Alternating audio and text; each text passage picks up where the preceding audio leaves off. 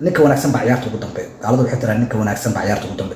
midda labaadna noloshan qiyaaliga naagaha ku oo meelaha la wareegaya macnaha bismillaahir rahmaanir rahiim faritaga wuxuu ku socotaa naagaha daaran oo meelaha la wareegaya macnaha leefafka saaran naagtu xurweeye adoonku ma ahan ninka naagta nin wanaagsan lama buriyo horta waa in laba fahantaan fiida shir kare ninka wanaagsan baa ciyaarta ugu dambe gaaladu waxay tiraan ninka wanaagsan baa ciyaarta ugu dambe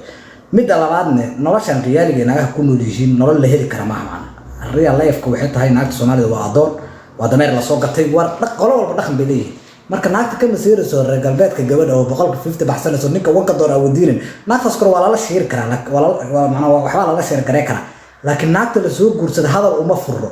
naag baa waxay leedahay ninka uu yasaya gabadhiisa ee lama ka tartamayo ee lama tashanayo ninka gaalka cadaanka gabadhiisa wuxuu la dhaqmayaa sida macnaha iyada ee ula no naagtaas waa boqorad 150 bay la baxdaa laakiin adiga adoon baa ta la soo gatay xaarka xaaris anaa keenay dirac wadata anaa soo gaday عبد المملوك بات waa ku dhihi karaa gabdhaha waa boqor way adoon baad saddex afar baan kugu tusinayna adoonta ko horta guriga hooyada baan ka soo gatay naag la soo qafaashata macna oo ku soo iibsad labo gobasheeda baa ku jirta wax adiga aad qabsan kartid ma jiro macna sida naagta cadaanka oo kale sariirta dhinac kama keen kartid guriga korontada dhinac madri boqolka fiisto ma baxsan kartid way dhaqan ka leena waa saddex in adoonta xudur gurigaas baad intaas karnaysa dharkaas baad dhaqaysaa iyo luusarad baad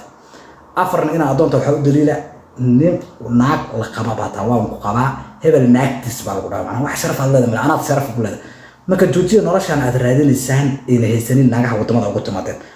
nin baa ku biilay inuu ku karaamay yarta karaamada arjinaysa maxay hatta diintu ma qabto in naag la karaamo naagaha loo naxariistaa tawaasuhum qayran naxariistu waxa waa naagta adoonka sidii loo naxariisto muday marka adoon baa tahay hadaad adoon ahayn maxaa dharka igu dhaqdaa maxaa cuntada igu karinaysaa maxaa guriga igu dugtaa qiyaaliga kamid ah maxaa ninka waxa loo burinaya naagta jikada ka caawinin cuntada laakiin ninkaas waa bursa mid kala soo xareynaysa loser ah cuntada u karinaysa dharka u dhaqaysa marka waxa way sharciga ka jir waxa wadankan waa in la fahmaa waliba qiyaaliga jir guriyaha sidii isku soo dhawaada ma jirto hadii la isku soo dhawaanayo dadka bismillaahir rahmaanir rahiim faritaga wuxuu ku socotaa